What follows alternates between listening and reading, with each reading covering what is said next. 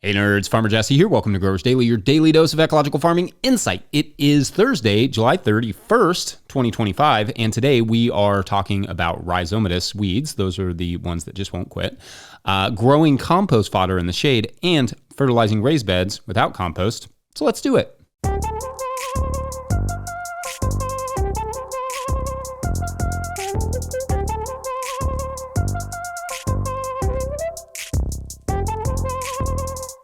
All right, happy last day of July, everyone. We are officially through 7 full months out of 12. That's kind of wild, right? School is starting up soon for the kiddos in this area. Soccer is starting next week. Premier League soccer starts in just a couple of weeks, and we are fully on the verge of autumn.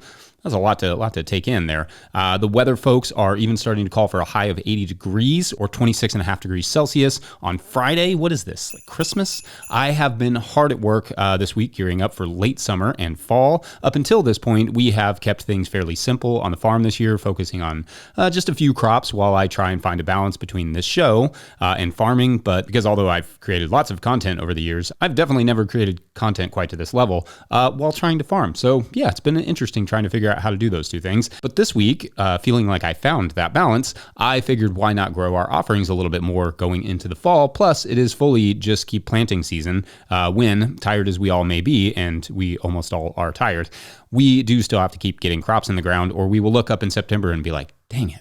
So in the spirit of that, carrots, arugula, radishes, baby kale, lettuce, all in, more getting started today. It's time to party. Anyway, seeing that it is Thursday, we will continue to catch up on Patreon questions as we normally do on Thursdays. That said, please don't stop asking questions or adding themes or whatever you want to the Patreon page. Those are very helpful, especially as we head into the winter when I have less to talk about in my own gardens. All right, our first Patreon question comes to us from EB, who writes, quote, "Thank you so much for this amazing series. Your show is both inspiring and practical and so fun to learn from. Thank you. My boyfriend and I have a 20 by 20 garden plot in an organic community garden, and this is our first year in the space. Unfortunately, we have inherited some unforgiving weeds, mugwort, and a bit of poison ivy, but thankfully lots of strawberry runners in the mix too. My question is about the mugwort. Individual mugwort stalks are easy to pull by hand, but the problem is that it grows via rhizomes, and it keeps popping up over the entire plot despite how much we hand pick it at the base. Mulch does nothing either. It grows quickly and is constantly encroaching on all of our young vegetables. I am worried it will steal nutrients and water from them, stunting their growth. What is the best way to combat this, or I suppose any relentless rhizome-based weed, naturally, considering we already have crops growing there? Do we just have to keep picking it to eventually kill off the rhizomes over a few years, or is there a better way for such a large space? We only have a few basic garden tools, a few shovels, a pickaxe, and hedge trimmers, but no weed whacker. I don't know if you have experience with this plant in your area too, but we would love any advice you or your audience can share. We are in Zone 7A in central New Jersey, and our soil is thankfully very alive with organic matter and lots of beneficial creatures. Thanks again," end quote. All right, EB, awesome. Thank you for the kind words, and bummer about the mugwort and poison ivy. Members of my family are wildly allergic to it, so when we see it in the garden, it's a bit of a big deal. Luckily, however, poison ivy is a bit easier to get rid of, with gloves on, of course, than mugwort. Mugwort, as you mentioned, isn't too deterred by being pulled because of the amount of energy it stores in its roots. It just kind of keeps putting shoots out. So it's going to take a multi-pronged approach to get rid of mugwort, assuming, of course, you don't want to just take your plot out of production for a year and tarp it to kill that mugwort that way. So one option could be something like burlap ground cover. I'm definitely curious after seeing the experiments that Ben Hartman has been doing with using burlap in place of plastic landscape fabric, which would, if nothing else, at least concentrate your weed efforts to just where the holes are where you inserted the plants. So essentially everywhere that the burlap is, there would be no mugwort coming through in theory, but only through the holes where the plants are that you planted. Then after a year or so of that, the mugwort would, at least in theory, be greatly diminished. You could also take more time to dig down and get those roots, like where the rhizomes themselves, when you are pulling the mugwort, and the more you can reduce the root mass, the less energy it will have to compete. If you can also keep it from ever really getting leaves up, then you will effectively cut off its power supply, which would be the sun. Leaves are solar panels, roots are batteries. Whatever you can do to disconnect those things as much as possible, the better. I would recommend adding to your quite fun and eclectic list of tools a stirrup hoe to just cut it down as soon as it surfaces.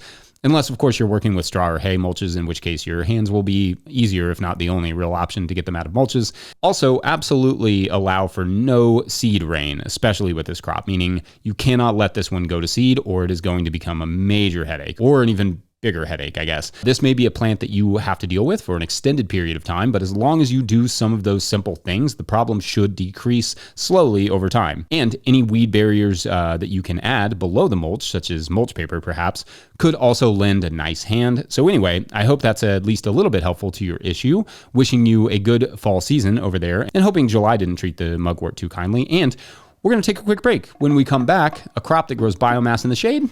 Interesting. BRB.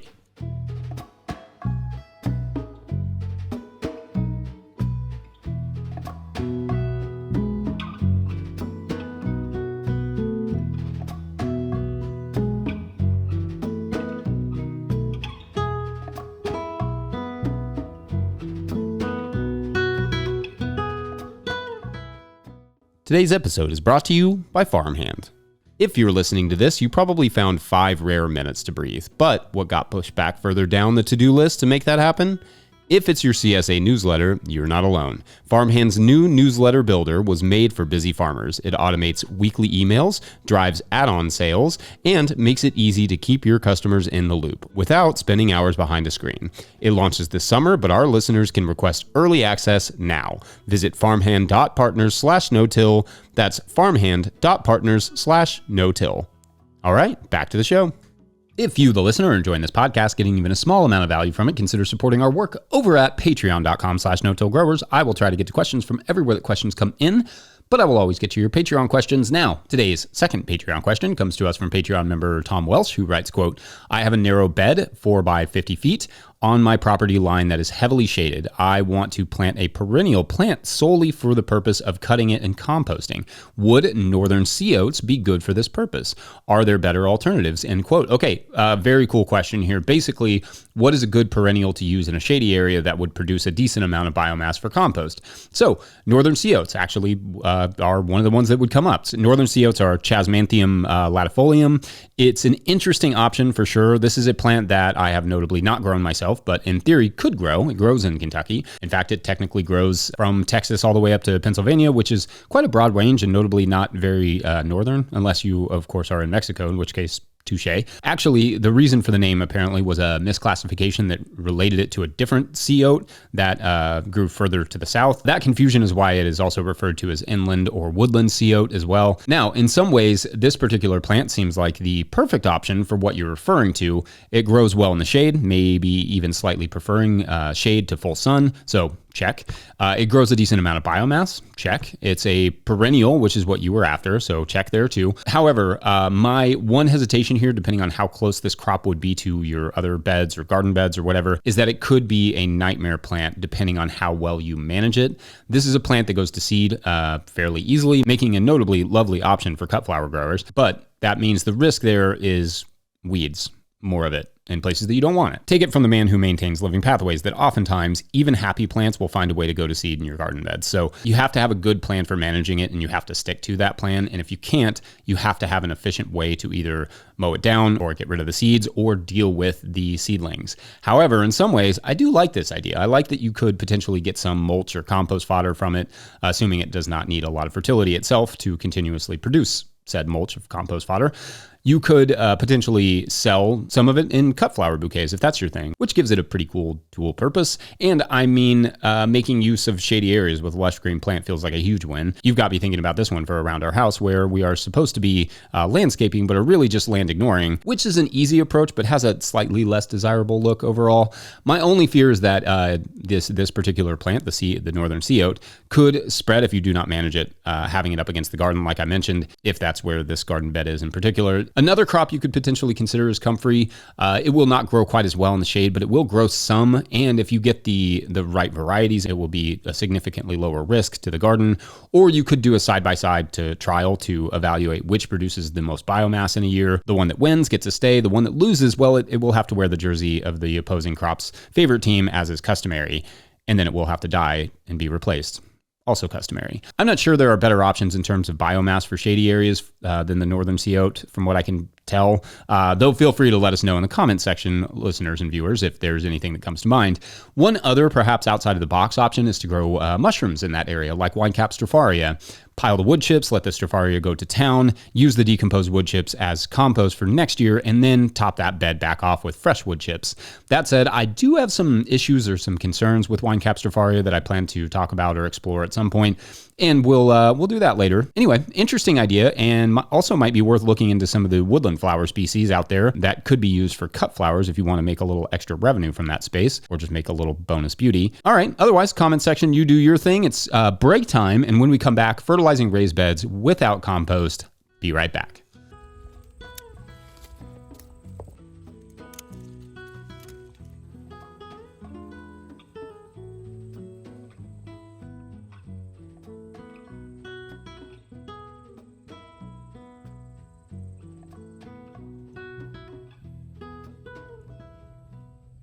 Mike here, shades of green in the Waikato, New Zealand. It's -2 this morning, but you're standing here in a t-shirt and shorts of Savo. Only one thing that can mean, and them daffodils tell the story. Spring is almost here, and soon this flower farm is going to get right busy. Catch you later. Hooroo. Our last Patreon question of the day, which it feels good to finally be in the July questions, comes to us from Emily Jones, who writes, quote, raised beds. My partner has been commenting about removing ours on the farm for years, but I like them and think as we age, having produce higher up is a benefit. What are some pros/cons, and do the benefits outweigh the negatives? Also, what is the best way to increase nutrition in these beds? We normally add compost, but as our garden has expanded over the years, we seem to have less and less to spare. At the end of each year, we usually fill with fallen leaves, zone 5B, and cover until we add a thin compost layer and plant in the spring. Should we cover crop/chop and drop? Thoughts? End quote. Okay, so great questions here. Some of the pros of raised beds is indeed that they are raised up in the air. So that is a better working height and definitely, as you said, going to be nice as you age. Raised beds can be excellent areas for things that may be harder to maintain in an in-ground space. A great example of that would be like perennial herbs.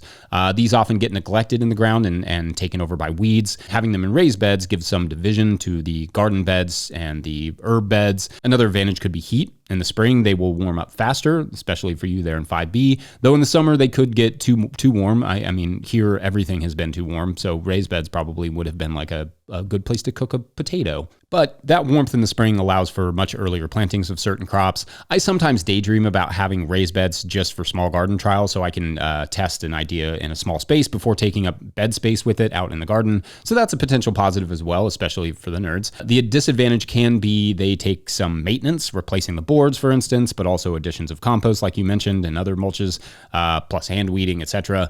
Maybe they are in the way or not as attractive as they once were too, so that could be a disadvantage. They were in a good spot, for instance, when you initially laid them out, and now they are just kind of a pain to have to mow around.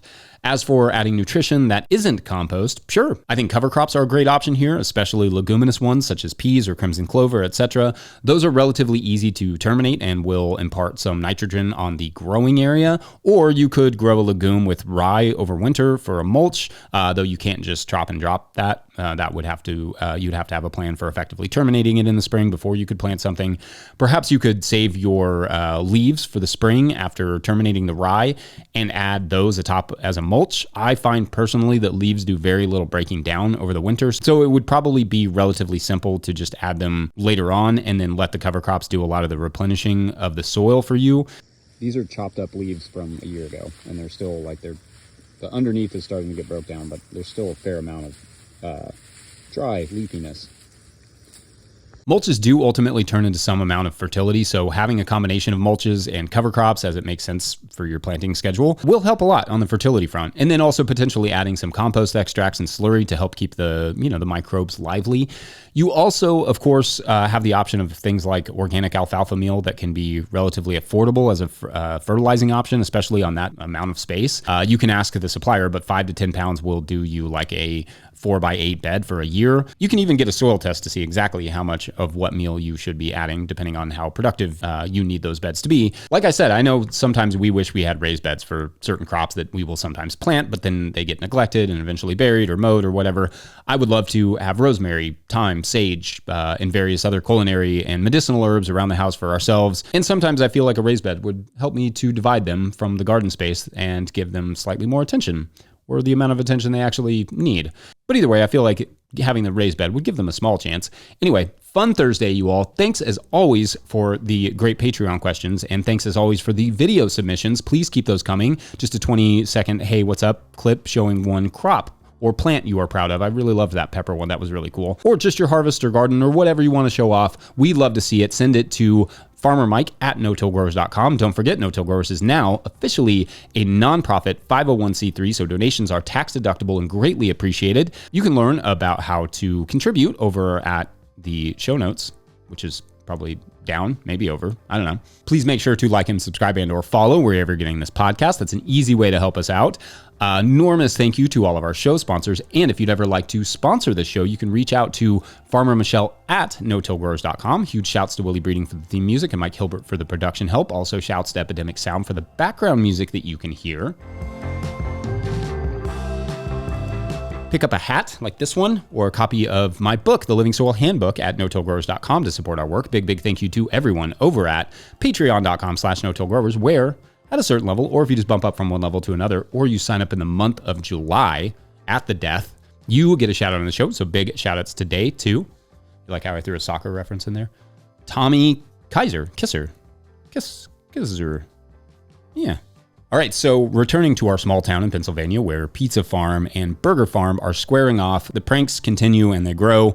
Burger Farm, for instance, built a catapult to occasionally launch burgers at Pizza Farm. Pizza Farm put up a sign in their front yard that real big that just says Burger Farm listens to slow jazz. Just continues and it goes back and forth, and the townspeople are literally and figuratively, I guess, eating it up. They have their Burger Farm shirts or Pizza Farm hats, and they show their loyalty to their favorite. The two farms become friendly over this because, you know, business is good and it's fun, and both families are at a local event one night when a neighbor calls the Pizza Farm dad and says, there has been a new prank. The pizza oven has been moved across the street and is sitting in front of the Burger Farm. This, to Pizza Farm, was a step too far. So he confronts Burger Farm, but Burger Farm folks just look absolutely stunned. That, they say, was definitely not us. Who was it? Well, that is for tomorrow on the Fight for Food Town. I actually kind of like that one. All right. Thanks for watching and or listening. We will see you then. Bye.